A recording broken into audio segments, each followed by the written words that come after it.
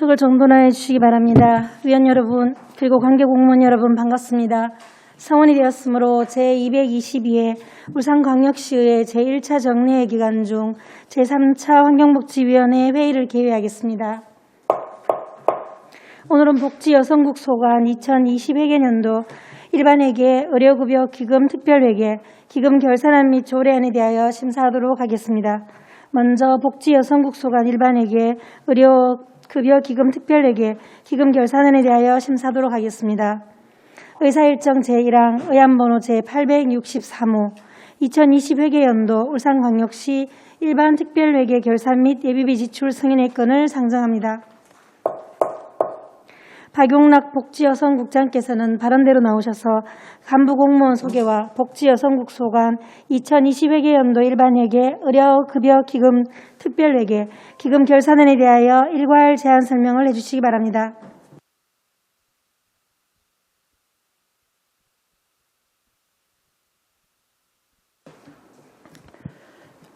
예, 반갑습니다. 복지여성국장 박용락입니다. 평소 저희 복지여성국 업무에 깊은 관심과 적극적인 지원으로 시민복지 정진을 위해 열정을 다하시는 이상옥 환경복지위원회 위원장님과 여러 위원님들께 깊은 감사의 말씀을 드립니다. 결산보고에 앞서 복지여성국 간부 공무원을 소개해드리겠습니다. 최정자 복지인구정책과장입니다. 홍병익 어르신복지과장입니다. 김효준 장애인복지과장입니다. 송은경 여성가족청소년 과장입니다. 지금부터 복지여성국 소관 2020년도 일반 특별회계 세입 세출 및 기금 결산 승인권에 대한 제안 설명을 드리겠습니다. 보고는 일반회계 세입 세출, 의료급여기금 특별회계 기금 순으로 설명드리겠습니다. 일반회계 세입 현황입니다. 복지여성국 예산 현액은 7,601억 9,900만 원이며 징수 결정액은 7,611억 1,900만 원 중 99.9%인 7,611억 1,600만 원을 수납하여 미수납액은 300만 원입니다. 다음은 일반회계 세출 현황입니다. 복지여성국 예산 현액 1조 949억 1,000만 원이며 지출은 1조 900억 3,600만 원, 이월액은 20억 8,900만 원, 보조금 반납액은 1억 9,400만 원, 집행잔액은 15억 9,100만 원입니다. 309페이지 복지인구정책과부터 보고드리겠습니다. 복지인구정책과 예산 현액은 5,838억 2천만 원이고 지출액은 5,814억 5,500만 원이며 이월액은 14억 9,700만 원, 보조금 반납금은 1억 1,500만 원, 집행잔액은 6,400만 원입니다. 주요 집행잔액 사유로는 대왕별 아이누리 운영비 6천만 원은 기간제 근로자 인건비 집행잔액과 잔액입니다. 항일 독립운동 기념탑 건립비 5억 1,700만 원은 기념탑 준공 지연에 따른 준공금 미집행에 따른 집행잔액입니다. 317쪽 어르신복지과 소관입니다. 예산 현액은 3,400억 7,600만 원으로 지출액은 3,397억 4,900만 원이며 보조금 반납금은 7,900만 원, 집행잔액은 2억 4,800만 원입니다. 주요 집행잔액 사유로는 공단 위탁시설관리운영금 1억 9,100만 원은 울산 하늘공원 운영에 따른 인건비, 간접경비 등 시설 관련 집행잔액입니다. 321쪽 장애인 복지과 소관입니다. 예산 현액은 1,119억 9,800만 원이며 지출액은 1,197억 7,200만 원, 집행잔액은 2억 2,600만 원입니다. 주요 집행잔액 사유로는 장애인단체 지원 2억 1,400만 원은 장애인단체 사무실 임차료 미집행에 따른 집행잔액입니다. 326쪽 여성청소년과 소관입니다. 예산 현액은 510억 1,600만 원이고 지출액은 500억 6천만 원이며 이월액은 5억 9,200만 원, 집행잔액은 3억 6,400만 원입니다. 주요 집행잔액 사유로는 가족문화센터 운영 9,500만 원은 인건비, 운영비, 행사운영비 등의 집행잔액이며 보전지출 1억 6,300만 원은 국군 국고보조금 반납금 고지서 미발급에 따른 집행잔액입니다. 409조, 다음은 의료급여기금 특별회계 세입세출 결산입니다. 세입계산의 해산해액은 1,449억 7,200만 원이고 징수 결정한 1,450억 6,700만 원을 전액 수납하였습니다. 435조, 세출 계산의 예산해액은 1,449억 7,200만 원이고 지출액은 1,417억 6천만 원으로 집행잔액은 32억 1,200만 원입니다. 다음은 예비비입니다. 422쪽입니다. 예비비 32억 300만 원은 의료급여법에 따라 국비 집행잔액을 반납하지 않고 예비비로 편성한 것입니다. 다음은 예산 전용입니다. 485쪽입니다. 사회서비스원 설립 추진을 위한 연구용역 예산 2천만 원과 항일 독립운동 기념탑 건립을 위한 전문감리 용역 예산 2,200만 원을 전용하였습니다. 다음은 이체입니다. 490쪽입니다. 장애인 콜택시 사업이 장애인 복지과에서 교통기획과로 업무가 이관되어 59억 5,900만 원을 이체하였습니다. 끝으로 기금 결산건입니다. 기금 조성 총괄입니다. 우리 국은 사회복지기금, 양성평등기금 두 개의 기금을 운영하고 있습니다.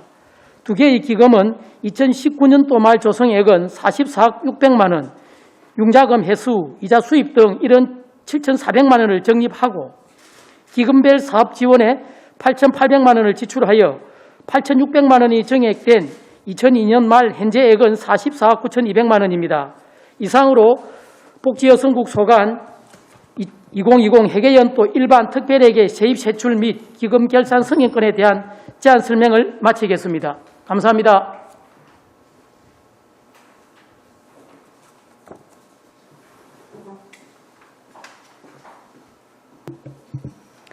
박용락 국장님 수고하셨습니다. 단문 전문위원께서 검토 보고를 해주시기 바랍니다. 전문위원 민덕기입니다. 검토 보고 드리겠습니다. 일반 회계, 의료급여기금 특별회계, 기금 결산 현황은 검토 보고서 34에서 39쪽을 참고하여 주시기 바랍니다. 검토 의견입니다.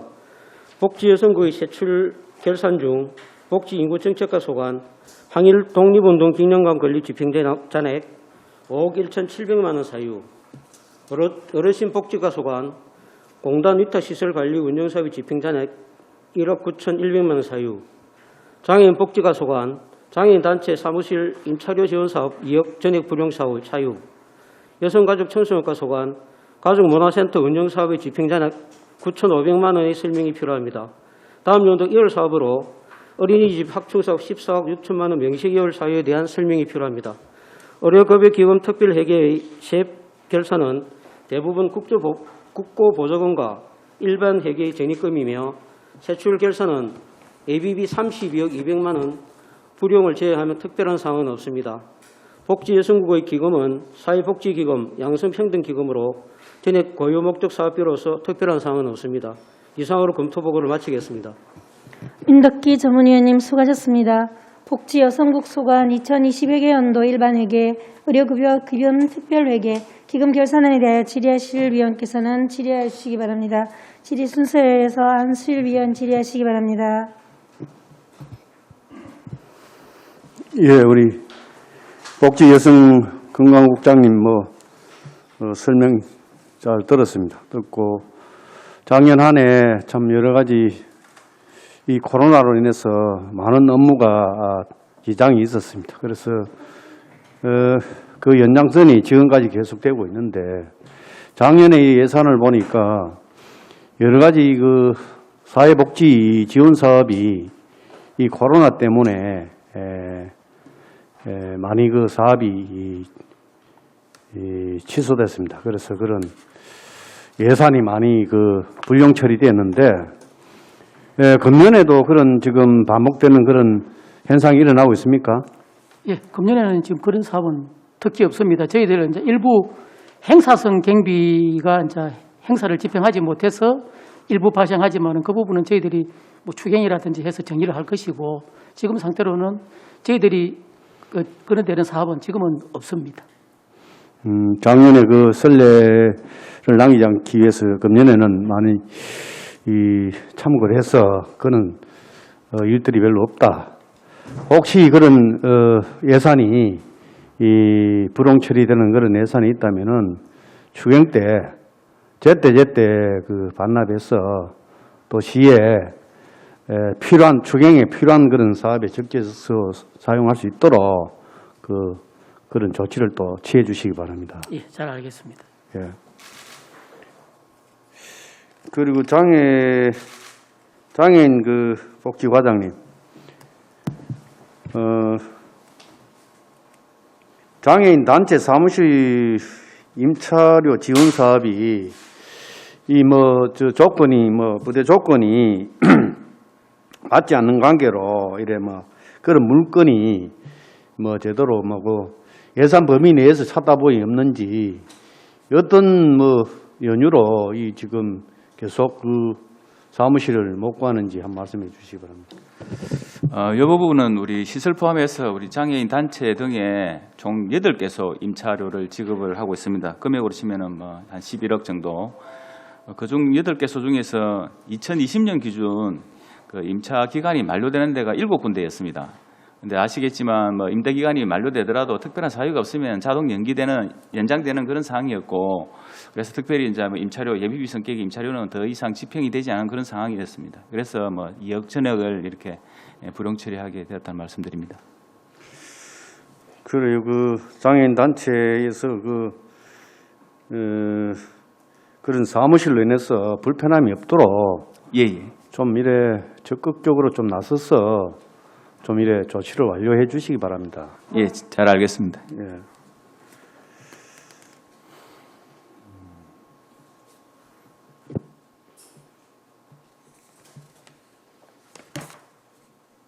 예, 보니까 다 이래 또 복지 여성 건강보건 또 정부 매칭 사업을 주로 많이 하고 있기 때문에 특별한 지금 결산서 내용을 보니까 작년에 또 코로나로 인해 가지고 그런 사업들이 복지 지원 사업들이 원활하지 못한 부분에 대해서 좀 안타깝다는 말씀을 드립니다.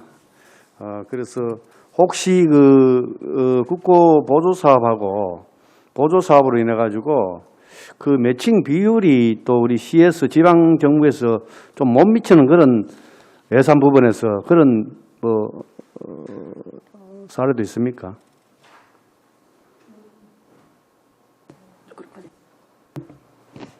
저희 복지국 예산은 거의 다 그 법정 경비 성격이기 때문에 거의 저희가 매칭을 다 하고 있습니다.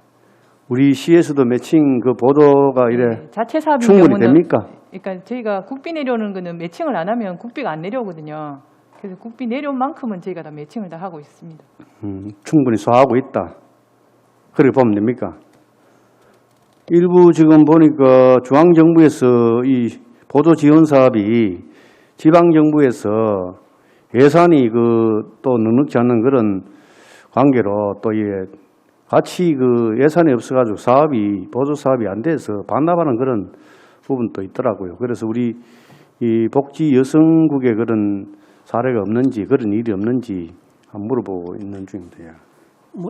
지금 지난해는 한 건이 저희들이 있었고요. 예. 올해는 저희들이 사회만은 복지 관련을 해서는 다른 실국에서 하는 거는 대부분 사업 예산을 갖다가 이제 따가지고 이제 매칭을 해가 이렇게 이제 가는 사업이고, 복지 사업 같은 경우는 저희들이 시행할 적에 사실 이 매칭이 안 되면 추진이 될 수 없는 시, 구군하고 연결되는 이런 사업입니다. 그래서 저희들이 신청할 적에도 신중을 좀 기하고 있기 때문에 그런 부분에 대해서는 국비 매칭 부분에 대해서는 특별한 경우를 제외하고는 저희들은 그 문제는 없습니다. 그 사업하는 부분에서 큰 애로사항이 없다. 예. 그렇게 보면 되는 거죠? 예. 예, 잘 알겠습니다. 예, 이상입니다. 예. 안수일 의원 수고하셨습니다. 서희용 의원 질의하시기 바랍니다. 네, 국장님 반갑습니다. 여러 결산 내역을 좀 봤는데요. 항상 우리 복지국에서 입장은 이해를 합니다만, 우리 복지의 영역은 우리 집행부의 행정의 관리의 영역으로 봐서는 안 된다고 좀 생각을 하고요. 그래서 이제 이런 부분을 받는 수혜자의 입장에서 어떻게 다가갈 건지 하는 그런 계획을 좀 수립을 해야 되고, 그에 맞는 집행이 좀 되어야 되지 않느냐. 이제 전자의 안술 의원께서 많은 얘기를 주신 부분에 있어서 그래요. 이제 불용 사유 뭐 여러 개를 많이 주셨는데 뭐 코로나로 인해서 그렇게 사유 뭐 그게 제일 큰 이유겠죠. 그런데 일부 몇 개의 사업들을 보면은 사업 계획 시에 너무 심도 있는 결정이 안 됐지 않느냐라는 이런 사업도 좀 보입니다. 그래서 이런 부분이 좀 심도 있게 계획이 좀 돼야 되고, 그리고 부서장님들의 빠른 결정을 해 주셔야 돼요. 계속 이 예산을 계속 가지고 지니고 가질 수는 없는 거 아닙니까? 그러면은 안 되는 사업은 빨리 정리를 해 주셔야 또 이 예산을 모아서 또 다른 사업에 또 투여를 하고 할 거 아닙니까? 그런데 부서 간에 일단은 뭐 예산만 확보하고 또 예산을 지키기 위해서 계속 가지고 있다가 불용하고, 이거는 좀 아니라 보고요. 이거는 뭐 복지국만의 문제는 아닙니다. 그런데 이제 여러 부서에서 그런 같이 좀 논의가 돼야 되지 않느냐라는 좀 생각을 가지고 있고요. 그리고 이제 우리 출산 장려 지원금 이 내용을 보니 이게 이제 뭐 지원 장애인 가정에 대해서 지원이 좀 낮게 된 이유가 뭔지, 그냥 또 대책도 보니 그냥 단순 홍보를 더 하겠다라고 나와 있는데, 단순 홍보만으로 해서 이게 개선이 가능한지 좀 의견을 좀 묻고 싶습니다.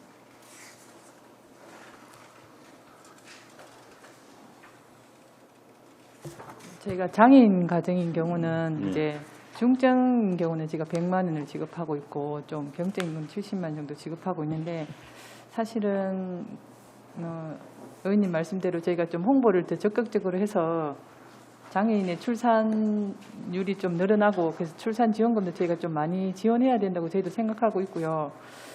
근데 저희가 이제 장애인뿐 아니고 일반 지금 출산율도 좀 전체적으로 좀 떨어지기 때문에 올해는 저희가 다음 달부터는 CBS를 통해서도 저희가 방송을 하고 출산 홍보에 좀 더 집중을 해서 장애인 가정 아니고 일반 가정에도 좀 출산율이 올라갈 수 있도록 홍보를 더 하겠습니다. 그러니까요. 그 장애인 가정에 계신 분들이 단순 우리가 라디오나 이런 읍면동 사무소로 인해서 단순 홍보만으로 그분들이 접근이 쉬우냐는 거죠. 우리가 아무리 좋은 정책을 하더라도 다른 방법을 찾아야 개선이 필요하다는 거죠. 네, 장애인 지원 부서랑 협의해서 활동 지원 보조 사업도 있고 해서 장애인 단체하고 좀 협의를 더 하면서 개별적으로 좀 홍보할 수 있도록 하겠습니다. 알겠습니다. 그리고요, 하나 좀 더 여쭤보겠습니다. 우리 지금 기금 형성에 있어서 사회복지기금하고 양성평등기금 이렇게 있는데, 이 기금을 조성 시에 우리 국에서 산정한 목표액이라든지 이런 부분이 어떻게 됩니까? 제가 지금 목표를 잘 모르겠네요.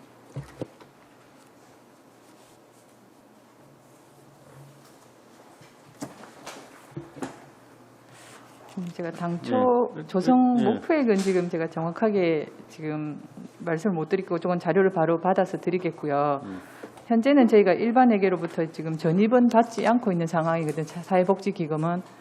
지금 저희 재원이 다자녀 가정 카드 쓰고 나면 이제 포인트 3천만 원, 은행에서 저희 들어오는 3천만 원 하고 일부 이자가 저희 이제 수입의 대부분인데, 지금은 저희 복지기금 같은 경우는 이제 자활 계정에 저희가 자활 기업에 대한 임차료 지금 지원하고 있는데, 올해가 저희가 한 2천만 원, 작년에는 저희가 회수를 했습니다. 6천만 원 정도 회수를 했고, 거기 하고 그다음에 저희 다자녀 가정을 위한 다둥이 렌트카 사업 일단 5천만 원 정도 저희가 사업을 하고 있습니다. 기금 운용 방식을 좀 개선해야 되지 않겠습니까?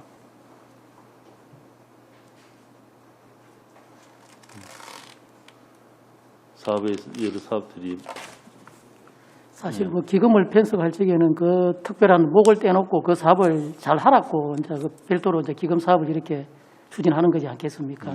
일반회계까지 섞어 놓으면은 항상 우선순위에 밀리니까 이제 기금 사업으로 이렇게 편성된 부분인데, 사실 이 부분에 저희들이 이제 일반에게서 돈이 전출돼 들어올 적에 이 기금 몫을 이렇게 좀 정확하게 이렇게 좀 전출이 돼야 되는데 시 이제 재정의 행평상 이제 하다 보면은 일부분이 이제 기금으로 돈이 많이 못 들어오다 보니까 저희들이 이자 수입하고 매년 막 똑같은 거의 같은 수준으로 사실 이렇게 편성되고 있는 그런 상황입니다. 그러니까 일반 예산이 못 따라주면은 기금 운용에 있어서 좀 더 적극적으로 운영할 필요가 있지 않느냐라는 의견이거든요. 예, 그런 부분에 대해서는 예. 적극적으로 검토해서 추진하도록 그래 하겠습니다. 한번 고민해 봐 주십시오. 예. 그리고요, 저희 어린이집 확충 예산 14억 6천만 원 이 사유에 대해서 좀 말씀 주시겠습니까? 그냥 이 지금 자료만 보고는 좀 그런데. 네, 저희가 어린이집 2개소가 지금 우리 시청 그 공관 어린이집하고 울주군 청사 어린이집 2개 어린이집의 예산입니다. 그래서 지금 집행 시기가 조금 지연이 되다 보니까 작년에는 명시효를 했고요. 공관 어린이집 같은 경우는 올해 연말이 아마 준공이 돼서 내년에 개원할 예정으로 올해 지금 집행이 다 될 예정입니다. 올해 언제 개원 지금 예정입니까? 6월쯤 개원은 아마 내년쯤 할 것 같아요. 하고 공관 어린이집은. 지금 이제 공사 준공은 언제? 공사는 연말에 준공하기로 되어 있습니다. 올 연말에. 그리고 울주군 청사 어린이집은 기간이 조금 더 지연이 돼서 아마 24년에 전체 복합 건물이다 보니까 공사 준공은 한 24년으로 계획되어 있는데 저희 예산은 아마 지금 설계 중에 있어서 올해 일단 공사비는 올해 집행할 걸로 알고 있습니다. 그럼 애초에 그 울주군 청사 같은 게 애초에 24년의 목표가 있습니까? 그게 아마 사업 기간이 조금 더 늘어진 걸로 알고 있습니다. 이거는 이제 복합 사업이다 보니까 저희들이 권한이 있는 것이 아니고 이 업무가 이제 전체적인 여러 개 과가 이제 이렇게 매칭식으로 되어 있어가지고 저희는 지역가 예산을 편성을 하고 하다 보니까는 지금 한 7, 8월경 되면은 이제 울주군 청사를 이제 뜯어낼 겁니다. 뜯어내고 하면 이제 그때부터 돈이 이제 집행이 되어 나가는 겁니다. 알겠습니다. 그리고 우리 장애인 복지과장님, 우리 장애인 단체 사무실을 있어서 또 다른 추가로 임차나 요구하는 또 다른 단체가 또 있습니까? 아니면 어떻게 됩니까? 신장장애인 협회라고 작년에 요구를 해서 그분 사무 공간은 있는데 휴게 공간이 좀 필요하더라고 해서 인근 지역에 추가로 더 전세 물건을 알아봤는데 그게 뭐 쉽지가 않더라고요. 그래서 일단은 뭐 포기를 한 그런 상태입니다. 현재로서는. 국장님, 이거 앞에도 한 말씀드린 게 있는데 이런 장애인 복합 타운이라든지 저희 복지 타운도 말씀드렸답니다.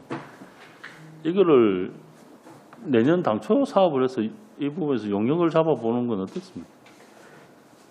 그렇죠. 사실은 울산에 진짜 그런 시설이 하나 있어야 되는데 저희들 시설 같은 경우는 지금 뭐 남구 장평포 쪽에 그쪽에 한다고 부지를 그쪽에 하겠다는 식으로 나름대로 이렇게 해놨는데 뭐 그런 부분에 대해서는 위원님 말씀 맞습니다. 저희들 내년도 당초 예산에 한번 전체적으로 필요하면 어느 정도 규모가 돼야 되고 하는지 당위성 관련해서 한번 용역 예산을 한번 검토해 보도록 큰 비용도 수반되지 않을 거고 예. 또 할 수 있는 공간도 있고.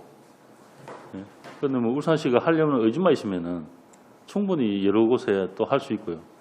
거기에서 주변의 상권이라든지 또 여건 개선도 충분히 다 할 수가 있는데 왜 그냥 계속 이거를 수십 년 동안 이렇게 흘러만 가는지 좀 아쉽습니다.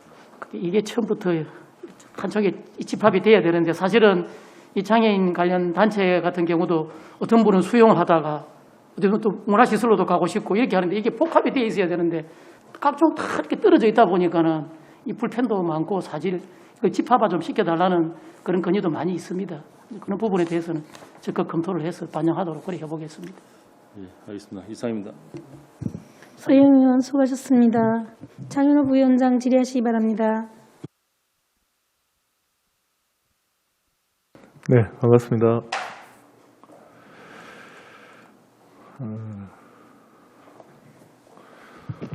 먼저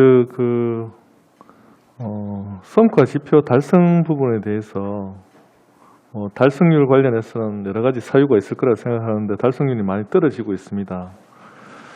근데 정작 중요한 것은 이 성과 지표가 사업 목적하고 정확하게 좀 연결이 되느냐는 부분이 있지 않습니까?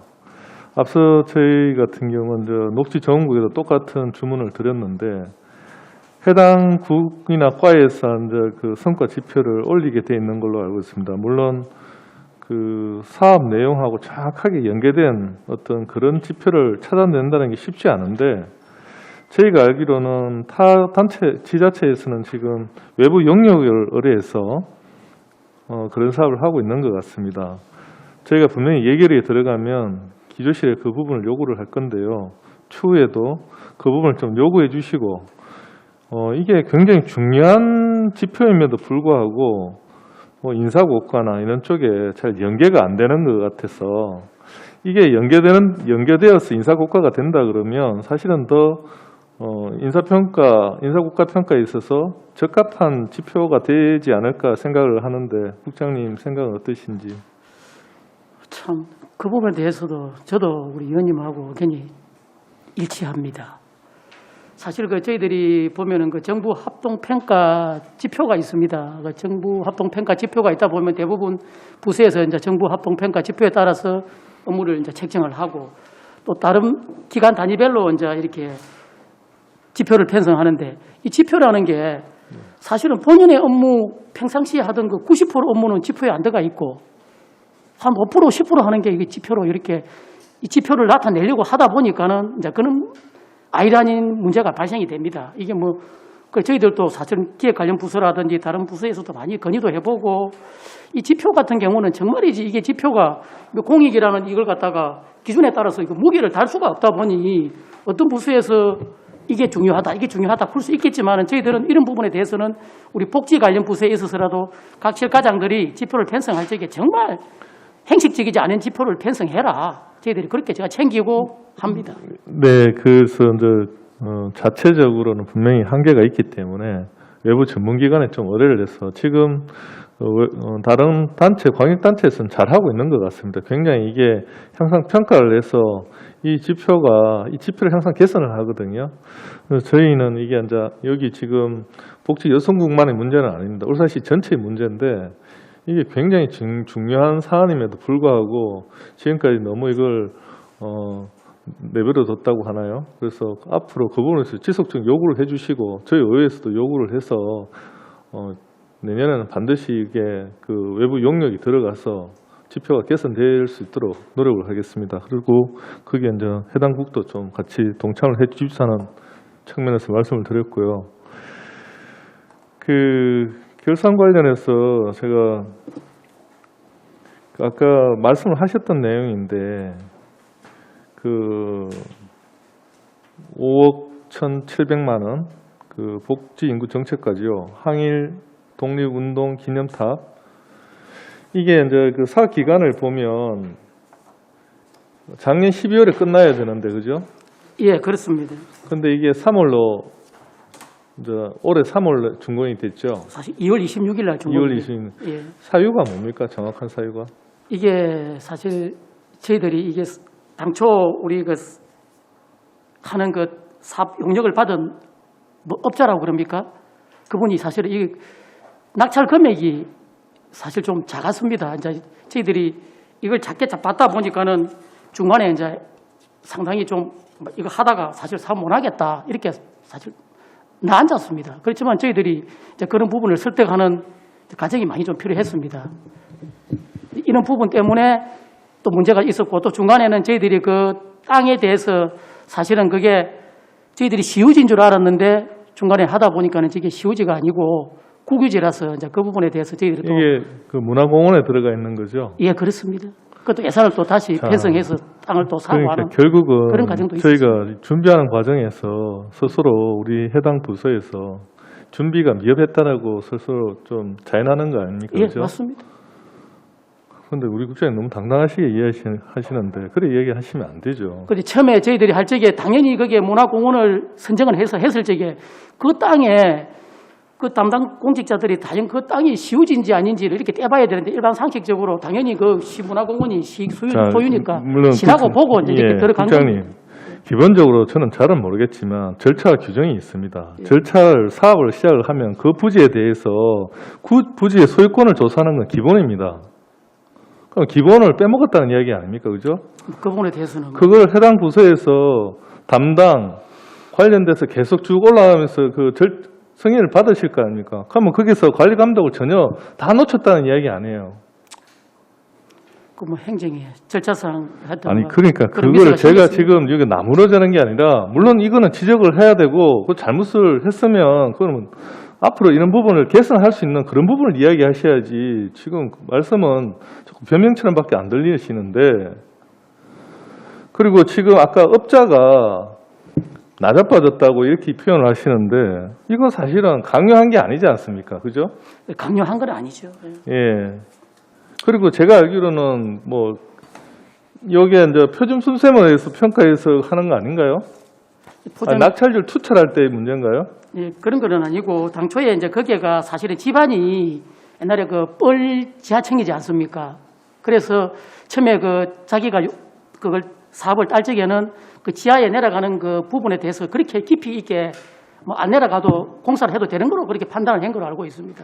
그런데 사실은 그 부분이 이제 뻘층이다 보니까는 지하에 지상으로 30m 올라가면 지하도 한 30m 정도 내려가야 네, 그 집안이 국장님, 제가 이제 튼튼하다고 합니다. 이제 끝난 일을 가지고 그게 아니라 앞으로 이제 이런 일이 또 하실 수도 있는 거 아닙니까? 그때는 대책이 있냐고요. 예, 다음부터 이번을 계기로 우리가 뭘 배워야 됩니까?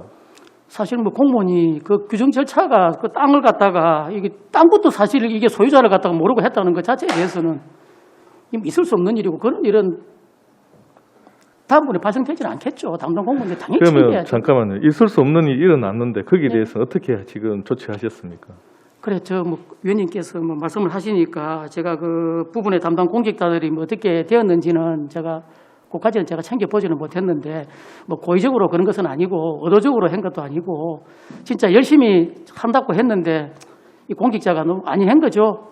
그 시우지라고 그 문화공원이다 보니까는 당연히 네, 국장님 제가 자꾸 말씀을 드리는 게 그 해명을 하려고 하지 마시고 지나간 일에 대해서 우리가 뭘 배울 수 있는 거며 다음에 그런 사업을 할 때는 이런 부분 절차가 빠진 거에 대해서 크로스 체크를 할 수 있는 시스템을 개선하겠다 이런 부분이 그게 맞는 대답이 아닌가요? 당연히 그렇게 해야죠. 그러니까 당연히 그렇게 해야 되는 일에 대해서 지금 어떻게 하셨냐고 지금 여쭤보고 있지 않습니까? 예, 이제 그런 부분에 대해서는 저희들이 이거 사업하면서 앞으로 어떻게 하실 건지 그 조치에 대해서 나중에 업무 프로세스를 어떻게 개선할 건지 이 발생 사유가 어떤 절차로 생겼는지에 대해서 가져와서 이야기를 좀 상세히 해 주십시오. 예, 그렇게 하겠습니다.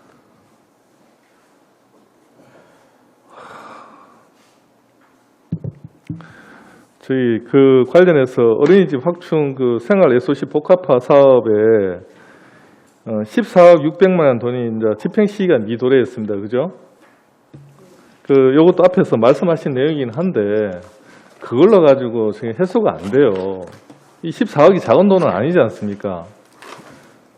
이게 그 다른 부서에서 이렇게 다른 기관에서 이 일을 한다 그러면 우리는 그냥 예산만 편성해가 가만 놓고 손 놓고 있어야 됩니까? 이 14억 600만 원을 그거는 예산을 안 써야 될 때 못 쓰는 거 아니에요. 기회비용이 발생한 거지 않습니까? 아니 지금 이렇게 있으면 되는 겁니까? 이 상황이? 미리 선제적으로 그게 진척률이나 상황을 체크 안 해보십니까? 요건 저희가 이제 그 SOC 공모 사업에 사실 선정된 사업이라서 시기가 조금 이제 2개년에 걸쳐서 사실 저희가 집행하도록 이제 당초에 계획을 했었는데 전체 이제 저희 어린이집만 지으면 사실은 저희가 뭐 빨리 집행 시기를 조정해서 빨리 집행이 가능한데 이게 지금 SOC 사업에 같이 포함되다 보니까 저희 단독으로 좀 집행하기 어려운 부분이 있다는 말씀을 집행을 드리고. 이야기하는 게 아니고요. 이게 사업이 늦어질 수 있고 이거는 사실은 계획대로 안 됩니다. 안 되는데 제가 말씀드리는 것은 이 예산을 그냥 설정을 해놓고 이 돈을 그때 못 쓰고 이월하는 게 그게 능사냐는 거죠. 계속비 이월처럼 이렇게 계속 가면 안 되지 않습니까? 제가 드리는 이야기는 추경이라는 게 있지 않습니까? 추경 때 그러면 이걸 취소를 하고 내년 다음 회기에 올리시든지 네. 어떤 그런 예, 의원님 이게 저희 12 예산이면은 당연히 이제 그 의원님 말씀대로 추경에 삭감하고 뭐 내년 당초에 편성하든지 뭐 또 다음 추경에 편성하면 되는데 이거는 국비 지원 사업이기 때문에 국비를 좀 사실 예, 국비가 60%고 시비가 40%거든요. 그래서 국비를 삭감할 수가 없어서 저희가 예, 같이 이제 매칭이랑 같이 있어야 됩니다. 같이 2월해서 사업 집행하고 다시 또 그 비율만큼 정산해서 또 국비를 반납하고 시비는 시비 예산으로 투입하고 이렇게 지금 국고 보조 사업이라서 저희가 삭감할 수 없어서 2월을 시키니까 좀 이해를 해주시기 바랍니다. 지금 올해 집행 지출 원인 행위가 발생하지 않을 것 같으면 그 국비라도 사실 내년에 만약에 그 비율만큼만 맞춰주면 되는 거 아니에요? 아닙니다. 국비 예산은 그러니까 만약에 지금 네. 제가 좀 부족한 것 같은데 제가 네. 확인하고 네, 네. 예, 장현 부위원장 수고하셨습니다. 손정아 위원 질의하시기 바랍니다. 우리 국장님, 작년 한 해 동안 코로나에 참 열심히 해주셨고 큰 무리 없이 일 잘 되는 건데 다만 회계 결산 과정에 우리 의원들이 몇 가지 지적하는 걸 저는 동의를 하는 부분이 있어요. 기금도 이렇게 목적 사업 이렇게 해가지고 하긴 했는데 실질적으로 기금을 좀 적극적으로 쓰지 않았다는 거 우리 세용이 지적해 주셨는데 기금을 설치할 때는 그 목적에 맞게 좀 쓰라고 했는 건데 너무 이렇게 안일하게 이렇게 쓰지 않는다는 데에 대한 우려를 이야기했고 그다음 우리 장윤호 의원께서 우리 독립기념탑이죠, 그죠? 그 관련돼 가지고도 문제 제기하는 건 저도 충분히 합니다. 담당자가 소홀 했더라도 계장이나 과장, 국장 올라가면서 누군가 한 사람이라도 한 번이라도 누가 그죠? 야, 이 부지에 대해 가지고 소유권을 한 번만 확인했으면 이런 문제가 발생 안 했을 건데 좀 아쉽다는 거. 이길 보면서 단정적으로 보면서 우리 공무원들이 조금 뭔가 이렇게 느슨해져 있지 않는가 아니면 기본에 소홀해 있지 않는가 하는 게 대해서 좀 안타깝게 생각하면서 몇 가지 질문 드리겠습니다. 그 점에 있어서 좀 고쳐주실 걸 부탁드리고요. 우리 어르신 복지과장님, 네. 한 가지 질문 드릴게요. 몇 가지 질문 드리는데 우리 작년에 우리 경로식당 운영비를 이렇게 18억 7,950만 원을 다 집행했다고 이렇게 돼 있어요. 근데 작년에 코로나 경로식당을 내가 알기로는 코로나로 인해 가지고 불가피하게 문을 닫은 곳이 많아요. 저도 자원봉사하는 가는 곳과 그다음 제가 후원하는 데도 있는데 그 외에도 이렇게 문을 다 닫아가지고 운영을 거의 안 했거든요. 근데 예산을 이렇게 다 닦았었다니까 좀 의아한 생각이 들어서 질문드립니다. 예? 이게 왜 이렇게 다 쓰는 거로 나타난 거죠? 저희들이 경로식당 지원을 36개소 하고 있거든요. 네네. 우리 울산시에 36개소 경로식당이 있는데 의원님 말씀처럼 평소 때는 조리실에서 경로식당 자체에서 음식을 만들어서 평소 때는 제공하고요. 근데 우리가 경로식당 운영하는 자체가 어르신들이 밥을 굽는 분이 안 계시도록 운영하는 목적이기 때문에 조리를 모여서 조리식을 제공하지 못하는 상황이 지금까지 이어지고 있었지 않습니까? 그래서 저희들은 그걸 대체식으로 바꾸어서 인간에 와서 잡수는 게 아니고 조리를 만들어서 갖다 드리는 또는 빵 우유로 대체하는 이런 형태로 다 굶는 어르신들이 안 생기도록 계속 지원을 해가 왔기 때문에 그렇다고 보시면 되겠습니다. 그런 방법으로 이렇게 운영한 거예요? 이해됐습니다. 그다음에 우리 노인 일자리 이렇게 해가지고 돈도 많이 씁니다. 1년에 한 460억을 넘게 노인 일자리 사업에 쓰고 있습니다. 그죠? 동네 아침 11시, 10시쯤 되면 동사무소 옆에 노인을 일한다고 이렇게 나와 있는 분들이 계세요. 그분들 한 2시간 정도 일하는 거죠? 2시간에서 3시간 정도 일하고 계십니다. 거의 2시간이죠. 그죠? 네네. 2시간 일을 하면서 그분들이 일을 하는 사람조차도 불만입니다. 이걸 왜 하는지. 그분들도 자체도 이걸 왜 해야 되는지 이제 불만이고, 그다음에 그다음에 젊은 분, 그 노인들이 일하러 나가는 모습을 지켜본 그 거리에 동네에 돌아다니는 노인들을 본 우리 젊은이도 불만이에요. 세금 낭비다. 는 불만입니다. 에? 이게 이제 서로 이제 감각, 인식의 차이가 큰데, 그렇게 젊은 분들이 이렇게 바라보는 시선이, 그 다음에 그게 일을 못하는 분들의 시선이 곱지 못하다는 이야기는 일하는 게 너무 그냥 공짜 주듯이 그냥 안일하게 이렇게 그냥 주는 것 같이 이렇게 보이까네 일하는 분들도 좀 개면스럽고 이렇거든요. 그 동에서 아니면 시에서든 구청에서든 일거리를 제대로 마련을 하지 못하고 돈을 집행하고 있다는 저는 생각해요. 그 낭비라고 생각하고 있거든요. 저도요. 이걸 효율적으로 할 수 있는 방법을 찾아야 되는데 반복적으로 계속 끊임이 오고 있어요. 아침에 그 쓰레기를 줍는 그 집게 있죠, 그죠? 집게를 들고 나가셔가지고 이렇게 어불러 다니면서 동네 이렇게 구석구석 다니시고 이렇게 줍습니다. 맞습니까? 네, 그게 자, 이 방법을 개선을 해야 되는데 어떻게 하실 겁니까? 이런 인식이 돼가지고 어떻게 바꿔나갈 수 있습니까? 예, 제가 잠깐만 설명을 드리면요. 저희들이 그 460억의 예산을 들여서 도인 일자리를 마련하고 있는 중에서는 12,700여 분에게 그 어르신들 일자리를 제공하고 있거든요. 그 중에 이제 유형이 4가지로 나누는데 공익활동형이 있고 사회서비스형이 있고 시장형이 있고 취업발전형이 있거든요. 근데 12,700명의 어르신 중에서 공익활동에 참여하시는 분이 10,000분 정도 계세요.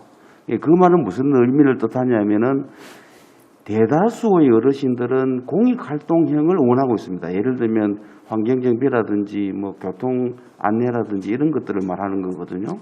그래서 저희들이 가급적이면 사회서비스형이나 시장형으로 이렇게 많이 일자리를 늘려가려고 계속 노력을 하고 있고, 그게 우리 내일스케이트 지원센터와 그 노인 일자리 재단하고 이렇게 같이 계속 그런 일자리를 발굴하려고 노력하고 있는데, 많은 어르신들이 계속 공익활동형만 원하고 있는 게 문제점이 있긴 합니다. 자, 그걸 알면서도 그렇게 끊임없이 끌려가야 되는 건 아니잖아요.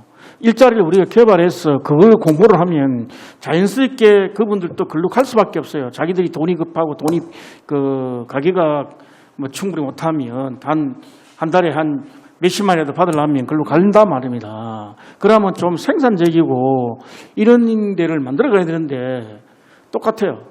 상하반기 끊임없이 똑같은 걸 반복적으로 하니까 바라보는 동민들도 시선도 곱지 않고 시민들도 자기들 일을 하시면 그분들도 개면티가 좀 불편해하고 끌끌 혀를 차는 소리를 들으면서 뒤통수 간지러워가지고 되게 부끄러워하는 사람들이 어른들도 있어요. 자기들도 그래요.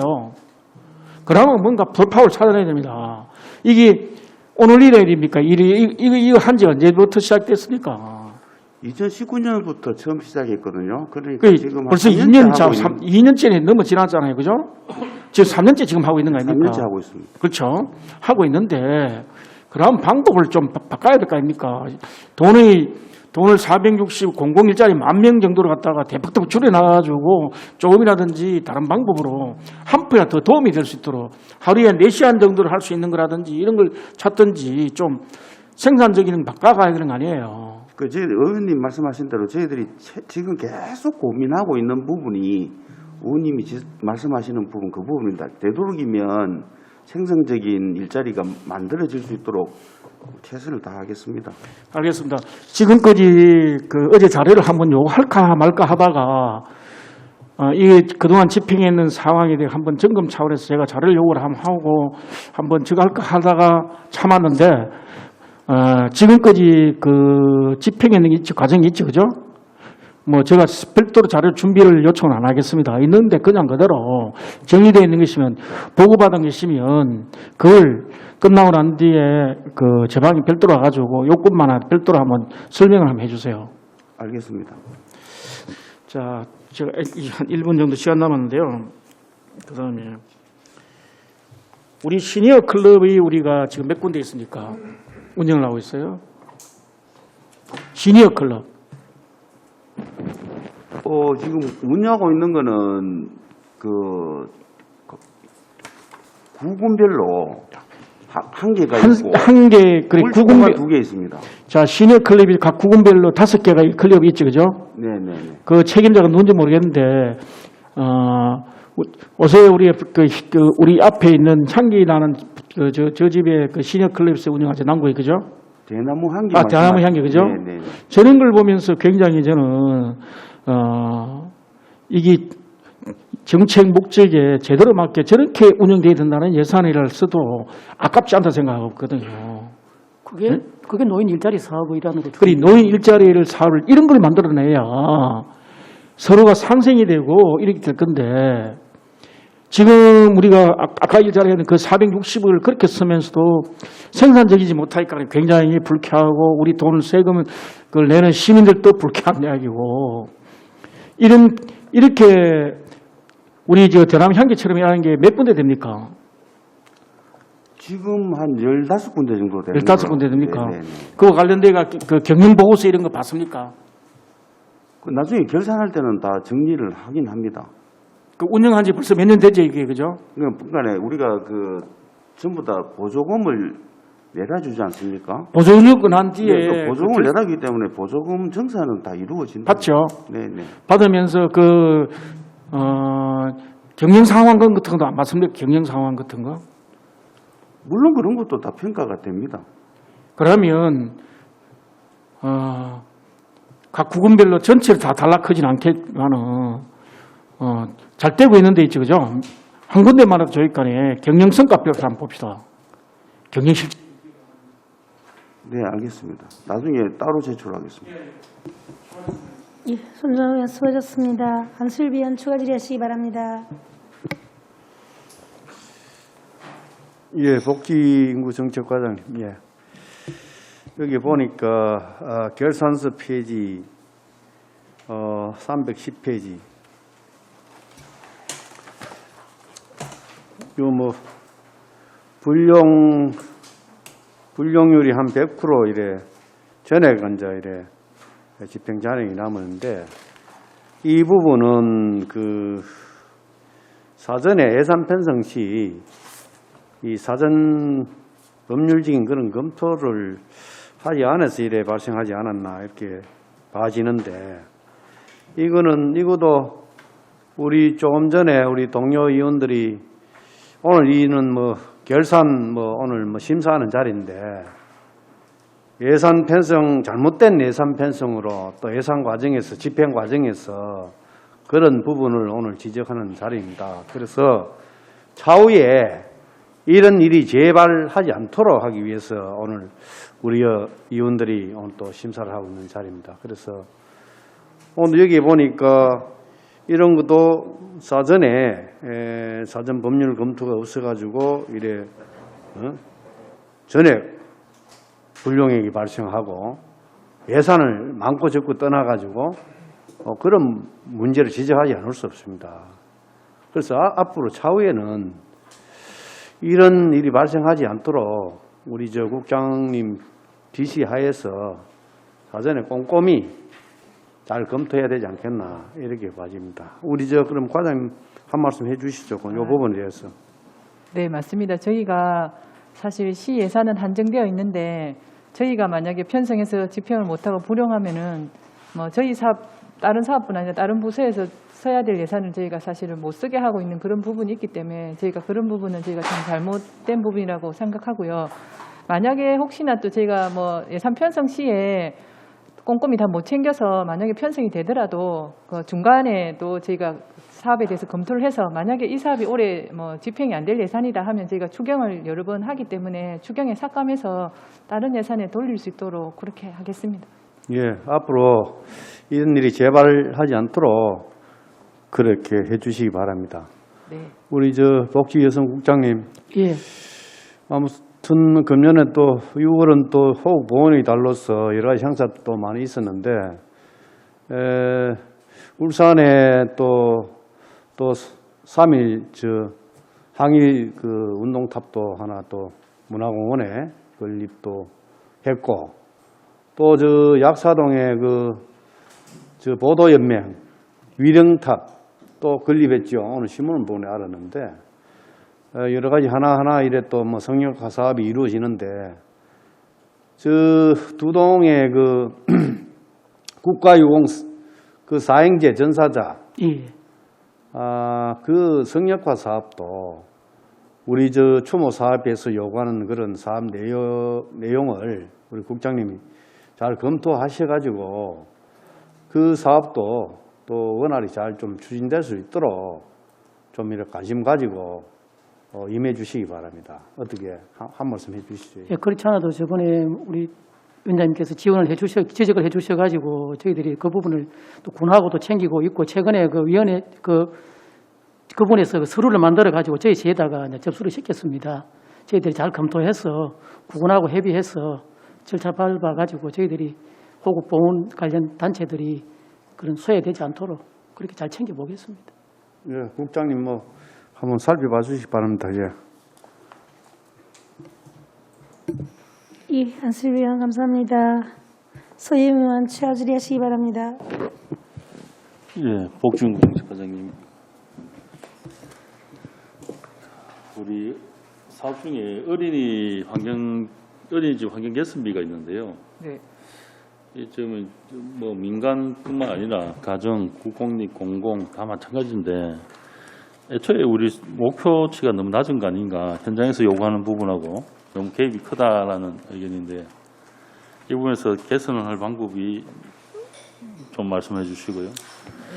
그리고 이제 두 번째로 국장님께 좀 여쭤보겠습니다. 그리고 이제 우리 울산시가 사회서비스원을 준비하고 있는데 사회서비스원의 방향이 뭔지를 모르겠어요.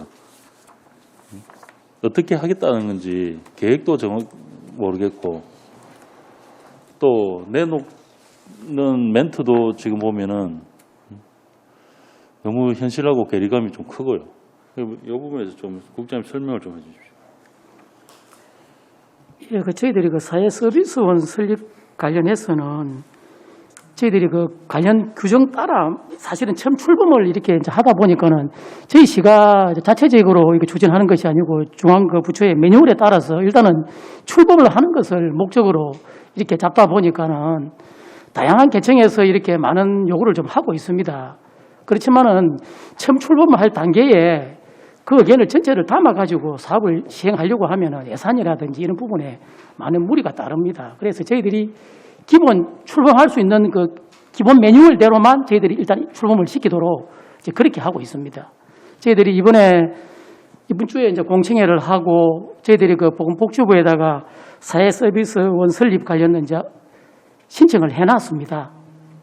해놓은 상태고 저희들이 이번에 이제 공청회 결과가 나오고 용역 결과가 곧 나오면은 그걸 결과로 해서 추진을 할 텐데 다양한 계층의 의견을 좀 수렴해서 전체는 처음에는 단계가 좀 상당히 어렵습니다. 노조라든지 어떤 단체라든지 이런 부분에서 요구하는 부분이 상당히 좀 저희들이 추진하는 데는 상당한 좀 어려움이 있어서 일단 저희들이 출범은 가볍게 출범을 하면서 여러 의견을 갖다가 담아가는 그런 절차를 밟으려고 합니다. 제 생각은요, 그런 다양한 요구를 다 담으라고 하는 게 아닙니다. 제가 이야기한 건, 제가 그분들 만나 뵙고도 마찬가지 이야기하는 건데, 그런데 울산시가 어떻게 하겠다라고 하는 부분에 대해서는 명확하게 얘기를 해주셔야죠. 또 그분들이 우려하는 부분에 대해서는 시가 불식을 시켜주셔야 된다는 겁니다. 그런데 앞에 우리 토론회 하고 나서 또 잠시 설명한 그 내용도 봐도 마찬가지고 어떻게 하겠다는 건지 방향을 저는 전혀 모르겠어요.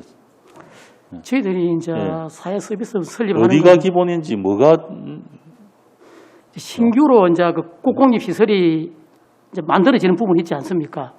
민간 단체에 이제 위탁하지 않고 신규로 만들어지는 그 부분. 그러니까 단순 사회 서비스는 만드는 게 중요한 게 아니고요. 아무런 그냥 무조건 중앙에 방침받아서 중앙에 방침도 보고 그냥 만드는 게 우선이다. 이렇게 가서는 안 된다는 얘기입니다. 그런 건 아니죠. 사실은 민간이 참여하기 어려운 부분에 대해서 이제 저희들이 공공에서 이걸 해결하는 거 아니겠습니까? 좀 더 있는 심사숙고해서 좀 그걸 좀 알려주시고요. 예. 또 그분들 우려하는 부분이 아닌 것도 좀 불식도 좀 시켜주시고, 예? 또 그리고 어차피 사회 서비스는 또 마찬가지로 그분의 기관이든 단체든 협회든 다 그분들도 요구사항이 있겠지만 어쨌든 목표는 울산 시민들이 행복하게 하기 위한 부분 아닙니까? 예. 그죠? 예, 그 부분에서 좀 더 해주시고요. 그리고 이제 국장님 하나만 더 말씀 주시고 마치겠습니다. 그 우리 연차별 시행 계획이 지금 자료가 있는데 여기에 따라서 예산이 정말 반영되고 집행되고 있는지 한번 점검할 필요가 있다라는 말씀 좀 드리고요. 지금 이 연차 계획표 시행 계획을 보고 있는데 모르겠습니다. 이 예산이나 우리가 부서에서 그만큼 따라가고 있는지 그렇게 안 보이거든요. 국장님 한번 점검해 봐주십시오. 예. 잘 점검하고 챙겨보도록 과장님 그 어린이집 마지막으로 설명해 주시죠. 어린이집 환경 개선비는 지금 정부 미지원 시설인 그 민간 가정에 대해서 지금 개소당 200만 원씩 3개년에 걸쳐서 저희가 이제 시장님 공약으로 일단 이게 시작된 사업이거든요. 그러니까 그런 걸 제가 예, 수치로 그래서- 얘기하는 게 아니라 그래서 이제 그게 현실의 어린이집하고 못 따라간다는 거예요. 예, 맞습니다. 그래서 그 시작은 일단 저희가 이제 어린이집당 200만 원씩 지원해서 올해 아마 거의 이제 마무리되는 것 같고요. 현재는 부족하다고 계속 얘기합니다. 어린이집에서. 그래서 어린이집도 지금 계속 아동수가 줄다 보니 어린이집도 지금 지속적으로 줄고 있어서 내년 예산 편성할 때는 이제 어린이집하고 저희가 좀 간담회를 거쳐서 어린이집이 주는 만큼 그 예산을 좀 준 만큼 예산이라도 일단 어린이집에 돌아갈 수 있도록 저희가 한번 협의를 하고 좀 해보겠습니다.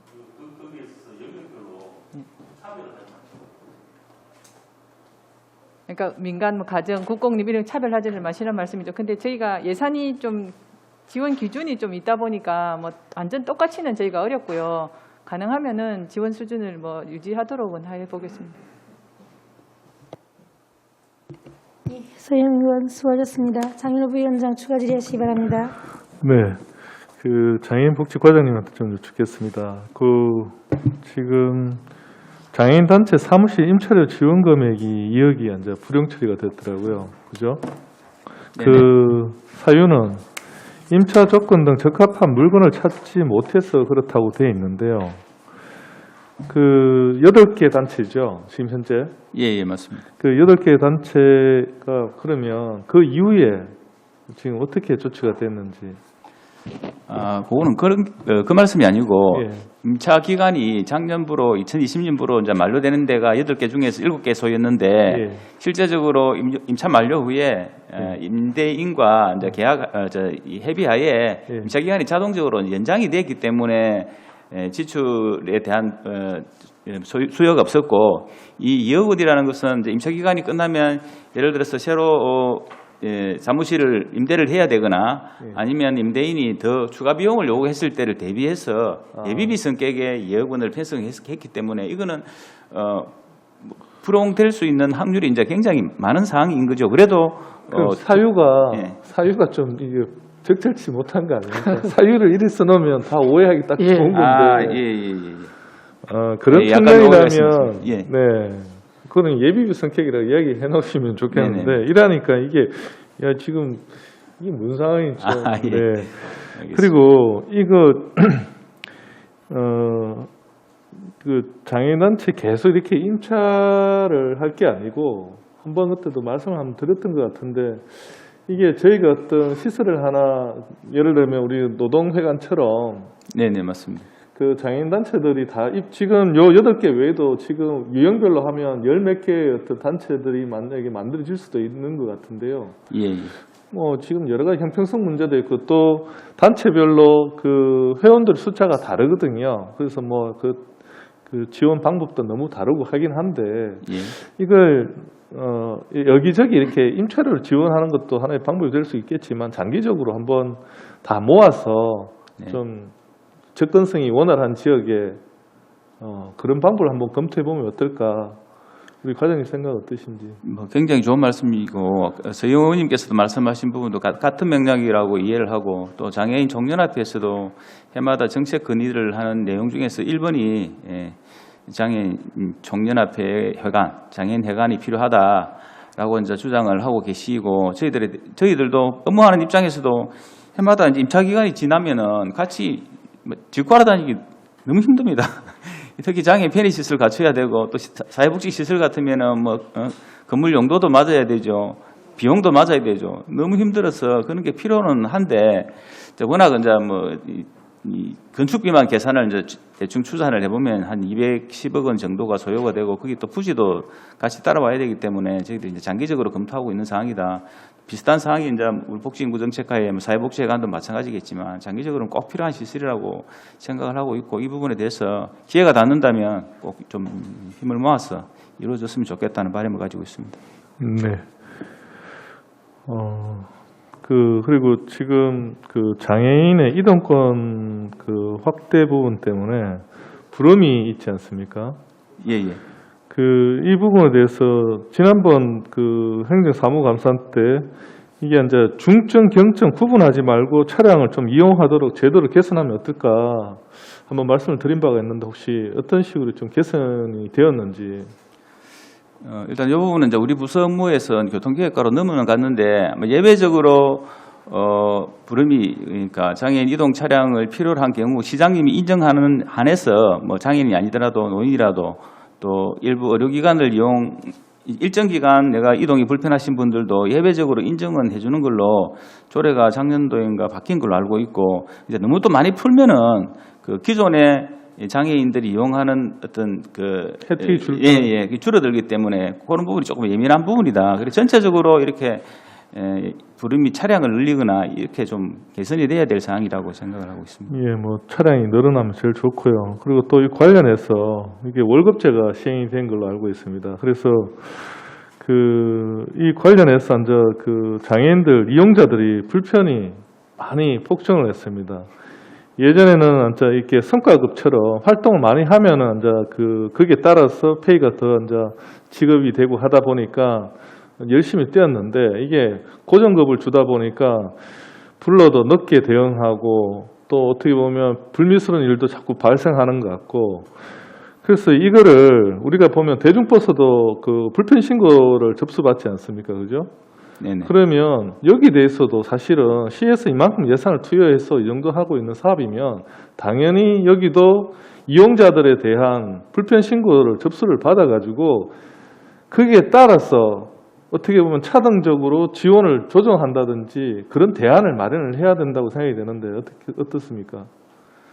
뭐 시내버스의 어떤 주인은 시민이고 장애인 이동 차량에 대해서 이제 주인은 장애인이라고 봤을 때 제일 먼저 장애인들의 이제 편의가 우선이 돼야 되는데도 불구하고 그게 따른 이제 노동자들이 어떤 권리 주장 이런 뭐 어떤 쉬는 시간 이런 것 때문에 아마 예전에 비해서 못하다는 얘기는 많이 들었습니다. 따라서 이제 자유복지 서비스 협회 장애인 이동 차량을 운영하는 서비스 협회에 많은 민원이 있는 걸로 알고 있고 거기 콜센터가 있기 때문에 그런 접수는 다 받는 걸로 알고 있으나 어떤 사람이 서비스를 제공함에 있어서 그 모든 것들을 문수화해서 제재할 수는 없지 않습니까? 제일 좋은 방법은 그분들이 일하는 목적이 장애인들을 위해서 하고 있기 때문에 그런 인식 개선이 무엇보다도 이제 필요한 것 같고 사람들을 그런 기사들을 채용을 할 때 그런 부분들이 우선돼야 되지 않겠느냐 이런 생각하고 있습니다. 노동자의 권리를 침해하자는 게 아니고요. 그분들은 그분들의 나름대로 권리에 대해서도 우리가 이제 어떻게 보면 존중을 해줘야 되는데요. 지금 이 서비스를 이야기하는 겁니다. 거기에 준하는 서비스에 대해서 어느 정도 기준이랄까 이런 게 있어야지. 안 그래도 몸도 불편하신 분들이 사실 하소연하기도 힘들고 그럼 누가 이분들의 어떤 불편에 대해서는 어떤 민원을 들어줄 수 있냐는 거죠. 그래서 그런 이야기들이 있다고 그래서 이거는 노동자의 권리를 침해하는 부분이 아니라 이용자들의 어떤 편리성이랄까 권익 측면에서 보시고 이게 데이터가 있어야 된다 생각을 하거든요.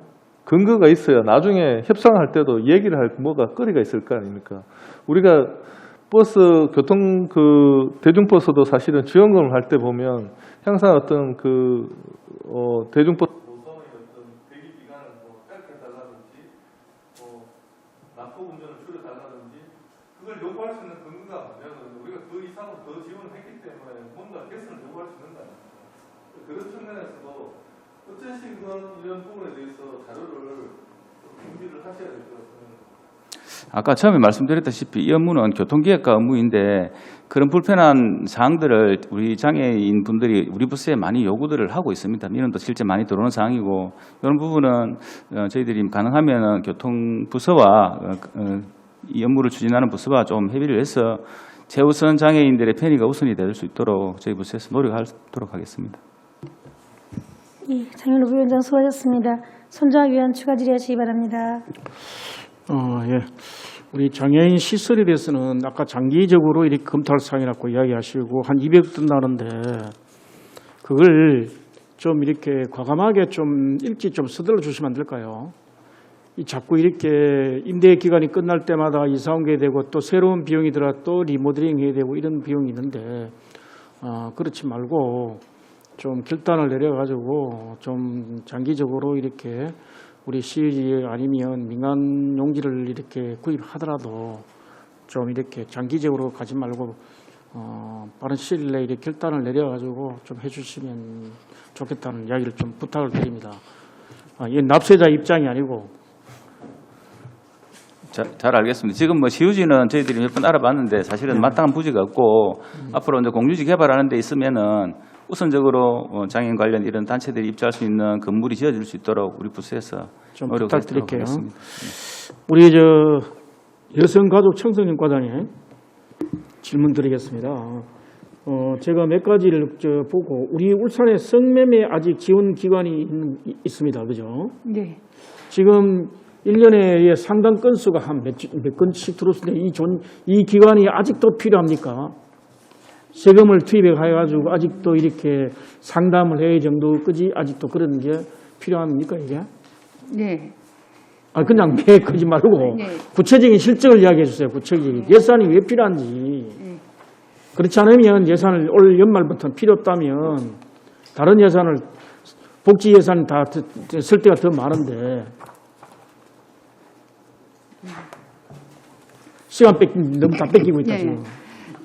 성매매 지금 우리 시에서는 성매매 관련해서 보호시설 하나 하고 이용시설이 하나가 있습니다. 상담소가 하나 있습니다. 네네. 성매매 상담소는 지금 현재까지도 아직 많은 이용자 수가 지금 방문을 하고 있고요. 아니 잠깐만요. 지금 과장님 방금 네. 많은 이용객이 있다면 아직도 우리 사회 전반적으로 성매매 행위가 아직도 성행하고 있다는 뜻입니다. 그죠? 경찰 통계에 보면 관련 경찰 통계하고 이런 걸 한번 저한테 별도로 설명을 한번 해주세요. 난 성매매 행위에 우리나라는 거의 지금 지금 이제 우리나라가 요즘에는 이 성매매가 온라인상으로 통해서 디지털로 또 장애인이라든지 그런 또 청소년이라든지 이런 취약 계층을 중심으로 해서 또 디지털로 또 성매매가 불법적으로 행하고 있고요. 자, 잠깐만요. 자, 그렇게 하는데 그걸 드러내놓고 우리 성매매 상담 기관에 와가 상담을 한다는 이야기죠, 그죠? 네, 그게 이제 제일 처음에는 이용하는 성매매가 당하는 그 대상이 성매매인 줄 모르고 그냥 만나자고 해서 부담 없이 만나다가 디지털로 자연스럽게 만나다가 성매매로 빠져드는 그런 경향이 있습니다. 자, 잠깐 사회의 추론적인 이야기를 하지 마시고요. 추상적인 이야기를 하지 마시고 그러면 성매매를 상담했는 실적하고 있죠, 그죠?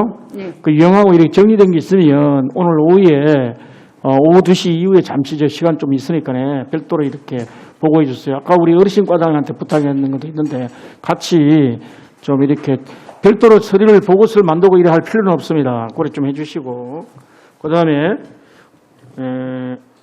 우리 여성 긴급 전화 있죠, 그죠? 그죠? 이거 몇 년 전에 문제가 좀 됐는데 1366. 지금은 정상화 다 되고 다 운영이 잘 되고 있으니까. 네, 잘 되고 있습니다. 이런데 여성 긴급 전화를 이용하는 분들이 보통 어떤 분들이 이렇게 가정 폭력이 많습니까? 뭡니까? 가정 폭력이 가장 많습니다. 가정 폭력이 가장 많고, 그다음 뭐 성폭력 같은 경우에도 1366은 365일 24시간 운영하기 때문에 그 어떤 여성의 피해 사건에 대해서는 모든 것을 접수를 받고 있습니다. 그 성폭력뿐만 아니고 가정폭력, 뭐 여러 가지 성매매라든지 종합적으로 그 접수를 받아서 관련 상담소라든지 보호기관이라든지 경찰이나 그런 쪽으로 연결을 하고 있습니다. 추가 질문하겠습니다. 예. 추가 질의하실 의원이 계십니까? 네, 그러면 장현우 부위원장 추가 질의하시기 바랍니다.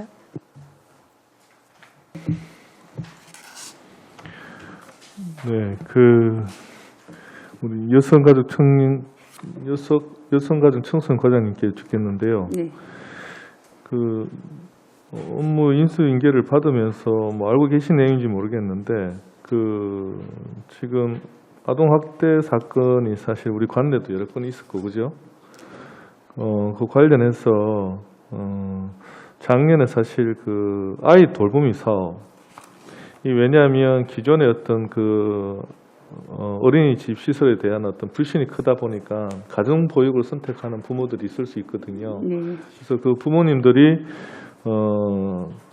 아이 돌보미 사업이라고 있더라고요. 네. 그런 부분을 선택할 때 있어가지고 지금 현재는 이제 취약계층에 대해서 이렇게 한해서 좀 이게 경감되게 돼 있는데, 그런 부분들을 아동학대 피해 아동에 대해서도 동일하게 또 좀 경감 적용 여부를 작년에 여가부 장관님한테 좀 요청해달라고 했는데, 혹시 어떻게 되고 있는지. 그 부분에 대해서는 여가부에서 올해는 그게 내려온 게 없고요. 예. 내년에는 어떻게 반영이 여가부에서 그 아이 돌봄 사업에 추가 지원 사업으로 반영될지 그거는 여가부에 한번 알아보도록 하겠습니다. 현재까지는 그 여가부에서 피해 아동 학대에 대한 지원 부분은 내려오지 않았습니다.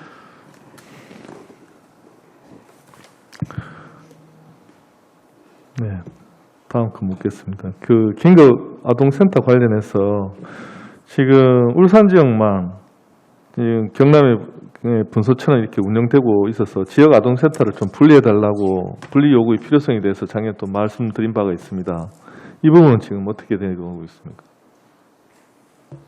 저희 지역 아동센터는 복지인구 정책과 소관이고요. 그게 네. 이제 센터를 이용하는 그 아동 수에 따라서 지금 저희가 조금 인원이 좀 적다 보니까 지금 경남하고 같이 지금 울산하고 경남하고 같이 합동으로 지금 센터를 유지하고 있는데, 그 부분은 아마 전체 아동 수가 지금 울산이 조금 부족하다 보니까 지금 바로 좀 분리되기는 조금 어려운 것 같습니다. 아니, 이게 지역 아동센터를 하는데 아동수 기준이 있습니까? 그리고 정확한 인원은 제가 그때 그렇게 들었는데 인원은 따로 좀 말씀을 드릴게요. 분리 부분 때문에 저도 한번 알아봤었거든요. 저희가 이제 광역군으로 분리된 지가 지금 97년도 이후에 세월이 20년이 넘어서 흘렀는데 아직도 이런 부분이 사실 이게 경남하고 같이 하고 있다는 네, 것은 저희도 거리상의 문제도 있고, 이거 광역권인데 이게 독립성이라는 게 있지. 저희 사무실은 이제 무고동에 별도로 마련해서 이제 직원이 근무는 하고 있습니다. 울산의 지역 아동센터를 지원해주는 이제 직원은 근무를 하고 있습니다. 별도 사무실을 마련해서. 그러니까 그 부분을 한 번 더 확인하셔가지고 네네. 나중에 한번 얘기를 좀 해주십시오. 네, 알겠습니다. 그리고 작년에 말씀드렸던 것 중에 뇌병변 장애인 주간 보호센터 설립이 시급하다라고 말씀을 드렸는데, 지금 장애인 주간 보호시설 중 현재 뇌병변 장애인 전담 주간 보호센터가 지금 없다는 알고 계시죠? 예, 예. 이 부분은 지금 현재는 어떻게 좀 개선이 되어가고 있는지. 뇌병변 장애인들의 특징 중에 하나가 이 중복 장애를 가지신 분들이 많습니다. 예. 그래서 뭐 뇌병변 장애인 전담 주간 보호 시설이 필요하다라고 이제 말씀들을 하고 계시고, 지금 현재 체중증 주간 보호 시설을 저희들이 이제 3개소를 운영을 하고 있고, 올해 1개소를 더 운영을 하기 위해서 2차 공모까지를 했는데 마땅한 위탁자가 없어서 지금 못 하고 있는 상황인데, 이 부분은 뇌병변 장애인들이 요구하는 부분과 저희들이 조금 연결을 해서 사업을 추진하려고 하고 있고, 또 한 가지는 내병변 장애인 협회와 이제 논의를 해서 기존 주간 보호 시설 중에서 내병변 전담 주간 보호를 할 수 있는 데가 있는지를, 전환할 수 있는 데가 있는지를 저희들이 좀 검토를 하고 있는 그런 상황입니다. 예, 과장님 여기 덧붙여서 얼마 전에 그 뇌병변 장애인들이 어떤 보완 대체 의사소통 네네. AAC 관련해서 그 기기의 어떤 지원을 좀 확대할 필요성에 대해서 사실 회원 숫자가 그 장애인들이 한 5,000명 정도가 됨에도 불구하고 그 기기의 어떤 보급이 이제 뭐 올해부터 사업을 시작한 거죠, 그죠? 기존에 작년부터 예, 기기 지원 대수는 얼마 되지 않지만 하고는 있습니다. 그 부분에 좀 확대 필요성도 있는 것 같고, 그리고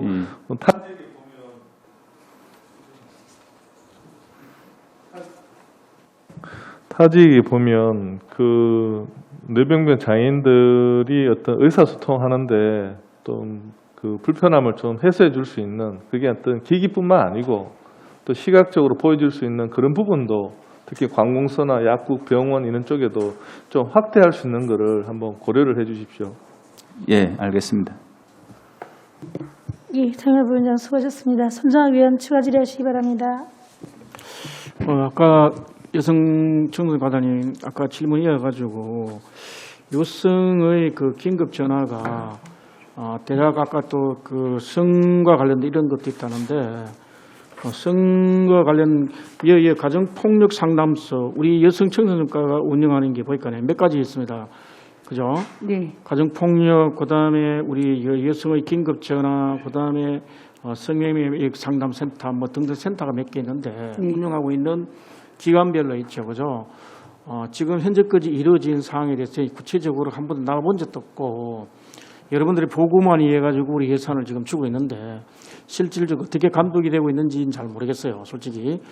뭐 재작년에 한번 문제가 있어가지고 불미스러운 문제가 있어가지고 그때 사회적인 문제 한번 들여다봤지만은 구체적으로 그 안에서 이루어지는 내용을 잘 모릅니다, 의원들이. 한번 납득이 갈 수 있도록 정리된 게 있으면 오후 2시쯤 돼서 점심 먹고 들어오면 저희들한테 한번 보고를 한번 해주시고요. 그다음에 청소년 관련된 질문 좀 드릴게요. 작년에 청소년 우리 그 가출 청소년을 갖다가 지금 성남동 그 무슨 센터입니까? 그래서 지금 아직도 보호하고 있죠. 청소년 상담 보호 그래서 일시 보호하고 있죠, 그죠? 예. 그때도 보고 과연 청소년 그 가출한 청소년들이 오갈 데 없지만은 과연 이 건물에 여기에 들어올 것이냐에 대해서는 좀 많은 의문을 가졌어요. 아직도 그것을 운영하고 있죠. 네. 그 장소에다가 별도로 이렇게 다른데 그 주변에 물론 우리 청소년들이 가장 많이 모인 곳이고 하기 때문에 위치는 뭐 적절하더라도 그게 사무 공간하고 같이 이렇게 붙어 있고 하는 거 봤었죠? 네. 근데 그게 이렇게 사무 공간하고 같이 붙어 있고 이런데 과연 독립된 그 완전 별개의 그것도 아니고 아주 젊은 아주 낯설어하고 그다음 그 타인하고 대화조차도 잘 안 해본 이런 청소년들이 과연 이런 데 와가지고 이렇게 자기의 고민들 털어놓고 이야기할 수 있는 그런 분위기일까 하는 게 굉장히 저도 그때 일시적으로 가졌는데 이렇게 1년 지나고 예산을 보면서 이 돈을 한 100억을 넘게 이렇게 운영을 이렇게 하고 있는데 과연 실효성과 관련돼 가지고 굉장히 의문을 좀 느낍니다. 애들한테 과연 이런 데가 적절한지 위치가 아니면 좀 더 안락하고 좀 편안하고 좀 이런 데 별도로 있어야 되는 게 아닌지 그냥 어쩔 수 없이 나는 그 처음 느끼는 과정이 어쩔 수 없이 여기가 그냥 만들었다 이런 느낌 가졌거든요. 예? 이거 어떻게 생각하십니까? 네, 의원님 말씀대로 그 학교 밖 청소년 센터가 거기 옥교동에 그 청소년 시 상담 센터 안에 같이 이게 연계해서 그 위치를 하고 있습니다. 근데 지금 학교 밖 청소년 그 센터 안에 그 쉼터는 긴급하게 청소년들이 가출했을 때 어떤 위기 상황에 한 하루 정도 있는 시설이라고 보시면 되고요. 그 같은 그 옥교동 위치에 일시 쉼터라고 청소년 일시 쉼터라고 또 있습니다. 별도로 거기는 그 일반적으로 식당이라든지 여러 가지 방을 다 비치를 해서 청소년들이 한 일주일 정도는 거기서 거주할 수 있도록 생활할 그게 수 어디 있도록. 있습니까? 그게 어디 만들어놨습니까? 그 옥교동에 그 아울렛 바로 뒤편에 그 3층에 위치하고 있습니다. 3층에 별도로 이렇게 시설이 있습니까? 예, 시설이 거기는 여러 가지 청소년을 그 가정 밖의 청소년들을 위한 프로그램이라든지 또 상담 스님들도 계시고요. 그리고 방도 그 침대에 있는 방을 비치해서 청소년들이 한 1주, 2주 정도는 독립적인 공간이 됩니까? 그 청소년 오면 청소년 아니, 합숙이 되는 겁니까? 합숙입니다. 합숙이고 예. 우리 청소년들이 타인과 이렇게 요즘 사회적 그 가정 문화가 합숙 같이 부모하고도 같이 안 자라는 그런 문화인데 합숙을 하면 청소년들이 견디냅니까? 거기 잠시 그 인권적인 문제가 발생 안 돼요. 그러되면 네, 잠시 설명을 좀 거기에 대해서 드리겠습니다. 청소년 보호시설은 크게 세 가지로 나눠볼 수가 있습니다. 그 의원님이 말씀하신 그 상담센터 안에 있는 그 시설은 하루 정도 긴급하게 청소년이 일이 생겼을 때 긴급하게 머무를 수 있는 한 하루나 이틀 정도 머무를 수 있는 긴급 시설이고요. 그다음 거기 옥교동에 일시 쉼터라고 1주 내지 한 2주 정도 머무를 수 있는 쉼터가 있고요. 그리고 여기서 학교에 이제 그 가정에 돌아갈 수 없는 학생들이나 청소년들에게는 또 단기 쉼터, 중장기 쉼터가 별도로 있습니다. 그 시설에서는 1년 이상 이렇게 거기서 생활을 하고 학교를 다닐 수 있도록 그 쉼터를 제공을 하고 있습니다. 지금 우리 학교 밖 청소년들이 해마다 한 300명 정도 쏟아지고 있습니다. 그죠? 네. 그 쏟아지는 교육청에서도 이렇게 골머리를 앓고 우리도 마찬가지인데 학교 밖에 나오면 이제 그 아이들은 우리가 책임져야 되는 거 아니에요, 그죠? 네. 다른 건 모르겠지만은 다행히 교육청에서는 그 애들한테 그 쿠폰인가 작년에 보니까네 교통카드인가 그걸 주셔가지고 애들이 효율적으로 잘 이용하고 있는 모양이던데. 자, 우리가 지금 그분들 우리 애들이 학교 밖에 나온 애들이 우리가 관리를 해서 제대로 잘 적어돼가지고 학교에 돌아간 아이들이 있는 그런 통계가 있습니까? 다시 학업에 다시 돌아가는 애들이 있어요? 예, 있습니다. 통계는 있습니다. 있습니까? 지금 제가 바로 찾을 수는 없지만 네네. 통계는 있습니다. 그러면 그런 것이 있죠. 같이 한번 보고해 주십시오. 네, 알겠습니다. 부탁드리겠습니다. 이사입니다. 그럼. 예, 손정현 수고하셨습니다. 장현일 부위원장 마무리 질의하시기 바랍니다. 네, 올해 4월 1일 날 고독사 예방 및 관리에 관한 법률이 시행이 됐습니다. 알고 계시리라 생각이 됩니다. 그래서 그 법 4조에 보면 국가 및 지방자치단체의 책무가 있습니다. 그 1항에 보면 국가 및 지방자치단체는 고독사 위험자를 적극 보호하기 위하여 필요한 정책을 수립하여야 한다. 2항은 국가 및 지방자치단체는 고독사 현황 파악 및 고독사 예방 및 대응 등 각 단계에 필요한 정책을 수립 시행하여야 한다 되어 있습니다. 2018년도에 자료를 보니까 이 고독사하고 무연고사, 그 장례 시점에 시신을 인도받을 사람이 없는 사망을 포함했을 때 이게 2018년도에 한 2,500건, 2019년도에 2,600건, 2020년도에 2,900건. 이와 관련해서 우리 지역에도 사실은 이 부분이 없지 않아 있을 거라고 생각됩니다. 그 조례도 지금 작년에 장사에 관한 조례도 있었고 고독사 예방 조례도 있습니다. 그죠? 그 관련해서 짧게 잠깐 우리 시에서 선제적으로 좀 준비를 하고 계셨는가에 대해서 좀 묻고자 합니다.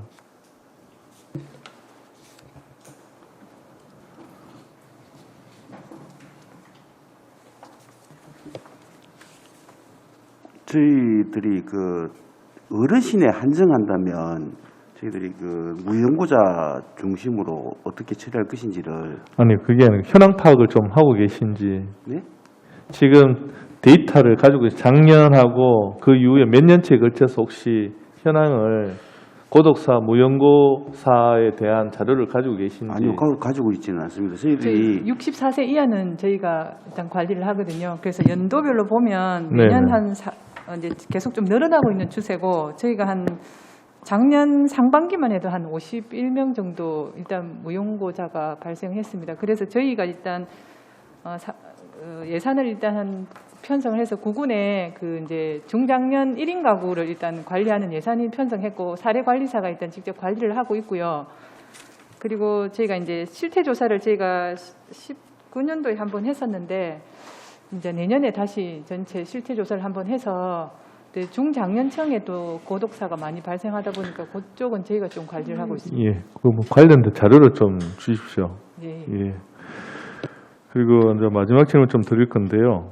그 올해 그 양육비 미지급 관련돼서 국가에서 좀 적극적으로 이렇게 법 체계를 개편하려고 하더라고요. 어떻게 보면 이게 우리 업무랑 무슨 관련이 있겠냐 생각하겠지만, 이 양육비를 3개월 이상 안 주면 감치 명령을 신청할 수 있지 않습니까? 그죠? 그 신청을 하게 되면 이게 주소지 쪽으로 이 어떤 그 서류가 송달이 되는데, 이게 주소지를 허위로 지금까지 신청을 해가지고 버티는 그런 사례가 굉장히 많았습니다. 근데 그때 있어서 제일 문제가 되는 게 뭐냐면, 이건 이제 주소지 등록을 말소시키고자 하는 건데, 이게 일선 동사무소 업무입니다, 사실은. 근데 여기에 굉장히 어떤 민원인들의 문제가 있거든요. 어떤 문제냐면, 해당 업무를 하시는 그 동사무소 측에서 그 주소지 말소 신청을 하게 되면 이걸 잘 안 들어준대요. 이게 양육비 받기 위해서 이렇게 하는 거 아니냐, 뭐 이런 식으로 이게 방송에도 이게 나왔거든요. 그래서 해당 업무를 하시는 분들이 요 관련해서 지금 국가기관에서 여기 이 부분을 많이 개선을 하려고 준비를 하고 있고, 또 일부는 개선된 걸로 알고 있습니다. 그 업무 지침이나 이런 것들을 만들어서 일선 동사무소에 좀 하달될 수 있도록 그 체계 준비를 한번 준비하셔가지고 관련 내용을 좀 말씀을 해주시기 바랍니다. 예, 저는 이걸로 질의를 마치겠습니다. 네. 예, 장혁부 의원 수고하셨습니다. 더 이상 질의하실 위원 없으십니까? 네. 오늘 위원님들께서 제안하시거나 지적하신 사항은 정책 수진 시 반영될 수 있도록 조치해 주시기 바랍니다. 더 이상 질의하실 위원이 없으므로 질의 답변을 종결하겠습니다. 의사일정 제1항 의안번호 제863호 복지여성국 소관 2020회계연도 울산광역시 일반특별회계 결산 및 예비비 지출 승인의 건에 대하여 심사한 내용과 같이 원하는 대로 의결코자 합니다. 위원 여러분, 이의 없으십니까? 이의가 없으므로 가결되었음을 선포합니다. 회의장 정리를 위하여 정회를 선포합니다. 의석을 정돈해 주시기 바랍니다. 성원이 되었으므로 회의를 속개하겠습니다. 계속해서 복지여성국 소관 조례안에 대한 심사를 하도록 하겠습니다. 의사일정 제2항 의안번호 제850호 울산광역시 장애인 의사소통 권리증진 조례안을 상정합니다. 본 조례안을 대표 발의한 장윤호 의원께서는 다른 데로 나오셔서 제안 설명을 해주시기 바랍니다.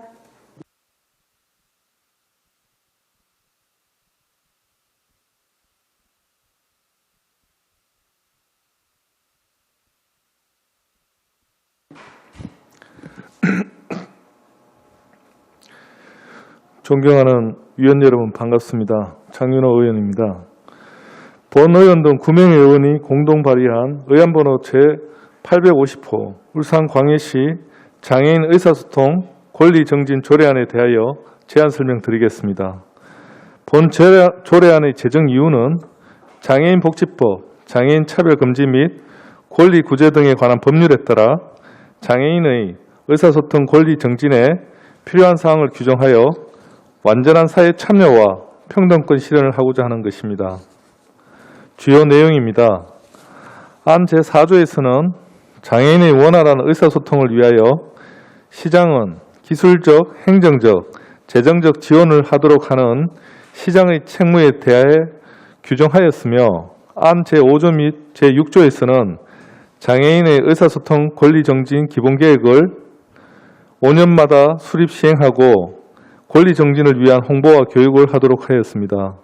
안 제7조에서는 장애인 의사소통 권리정진센터를 설치하고 의사소통을 위한 수단의 개발, 보급, 홍보 및 교육, 네트워크 구축에 관한 사항을 규정하였으며 안 제8조와 제9조에서는 비영리 민간단체의 센터를 위탁 운영할 수 있고 관계기관 및 단체 등과 협력체계를 구축할 수 있도록 하였습니다.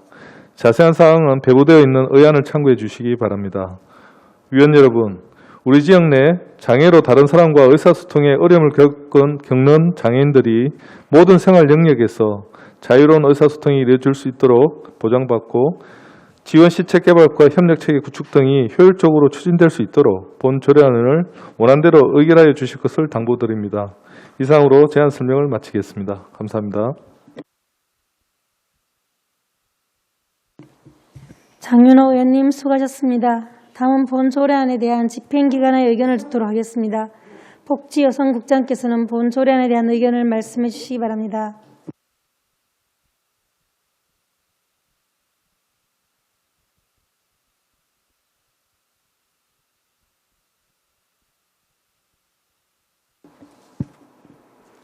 연일 결산검사 및 조례심의에 수고가 많으신 이상욱 위원장님과 여러 위원님들께 먼저 감사의 말씀을 드립니다. 장윤호 위원님께서 대표 발의하신 의안번호 제850호 울산광역시 장애인 의사소통 권리정진 조례안에 대하여 우리 시의 의견을 말씀드리겠습니다.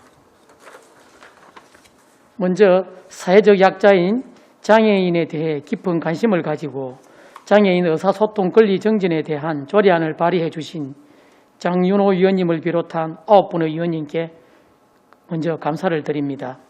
본 조례안은 장애인의 의사소통과 정보 접근 등 권리 정진에 필요한 사항을 규정하여 장애인의 사회 참여와 평등권 실현에 이바지하고자 하는 것으로 주요 내용으로는 장애인의 의사소통 권리 보장, 기본계획 수립, 홍보 및 교육, 센터 설치, 협력체계 구축 등을 규정하고 있습니다.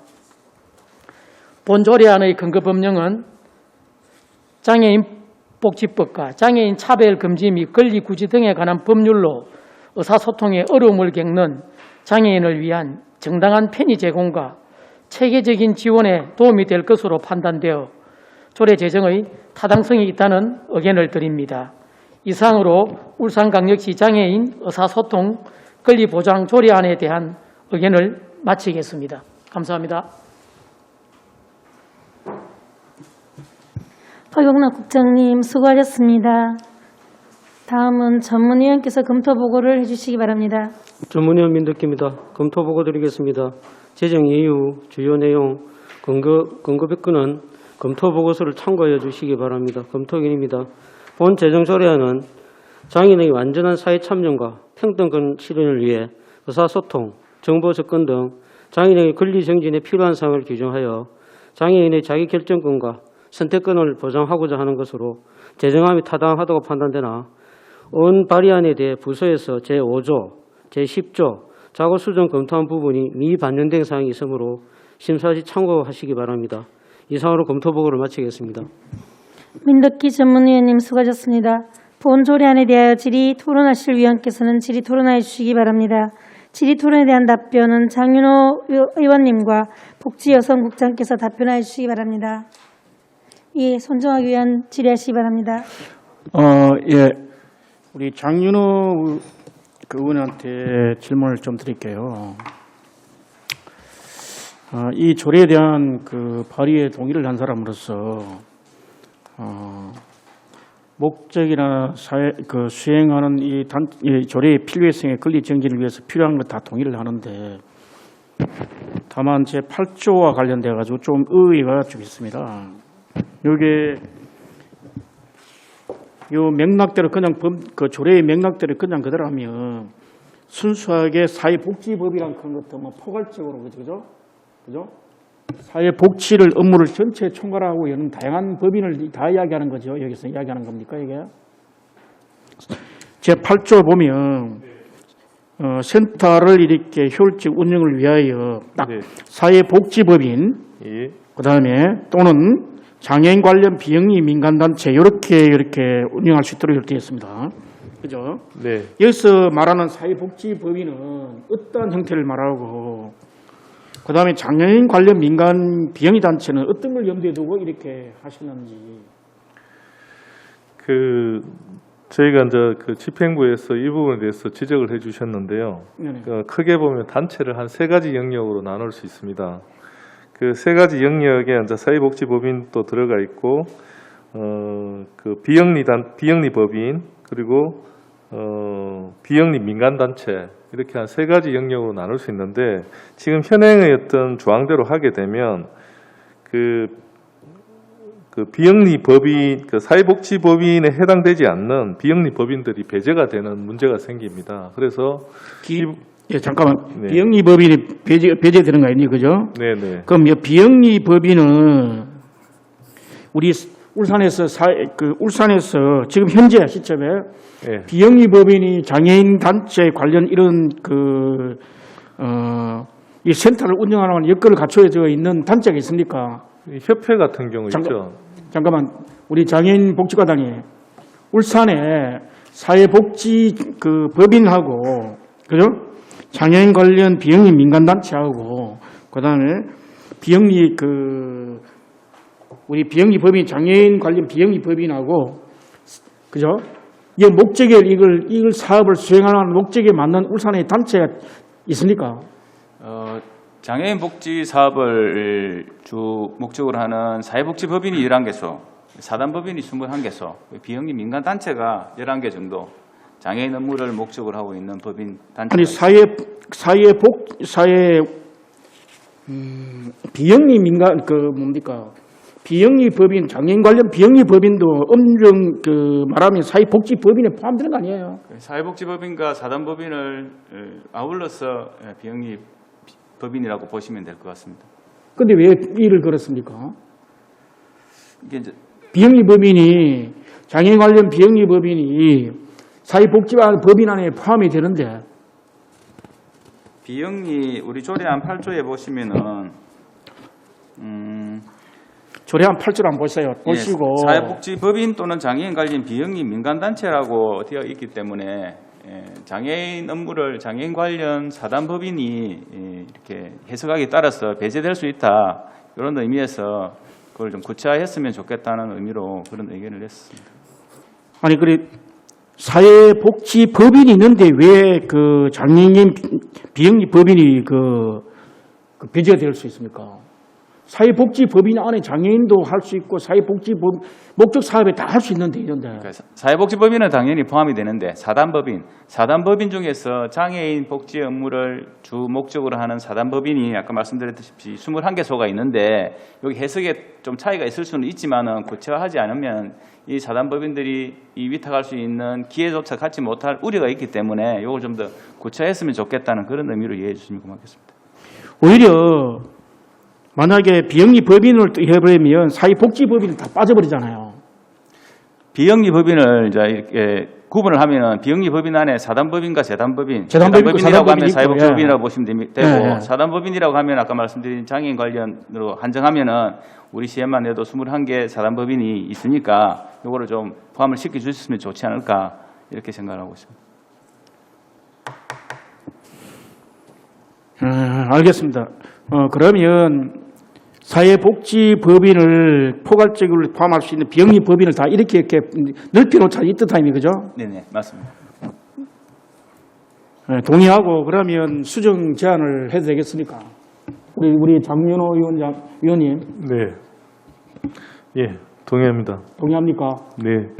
우리 집행부에도 동의합니까? 예, 저희들도 이제 이 법률을 읽는 단체나 시민들이 그 자구를 보고 쉽게 좀 이해할 수 있도록 좀 해주는 게 좀 좋을 것 같습니다. 기존 사회복지법인 하면은 간에 다 포함이 되어 있다고 할 수 있지만은 또 그걸 읽다가 보면은 야 우리는 사단법인은 빠진 거 아니냐 이렇게 할 수 있으니까 이렇게 해주시면은 많은 분들이 뭐 조례를 보고 쉽게 이해할 수 있다고 보기 때문에 좋은 의견이라고 생각됩니다. 이 비영리 법인 안에 사단법인도 포함된다는 걸 법률적 해석을 받았습니까? 우리 과장님.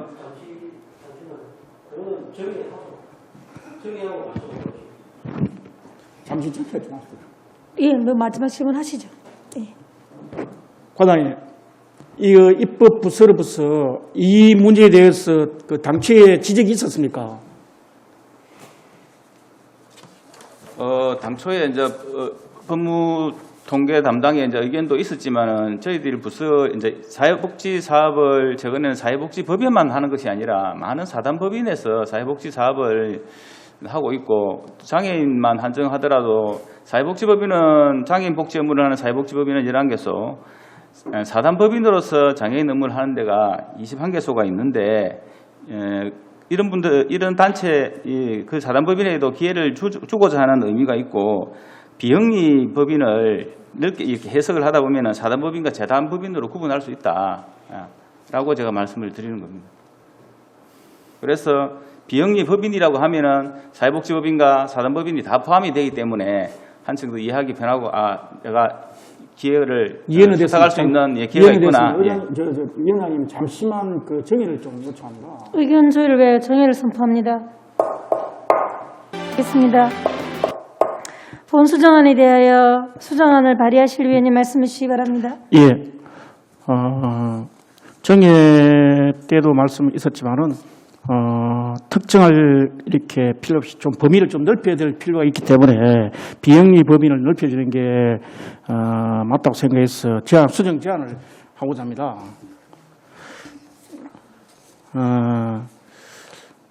울산광역시 장애인 의사소통 권리 정진 조례안 제8조 업무 위탁과 관련하여 장애인 의사소통 권리 정진센터 운영 사회복지법인 또는 장애인 관련 비영리 민간단체 위탁하고 규정하고 있어 장애인 관련 목적 사업을 수행하는 사단법인이 제외될 우려가 있으므로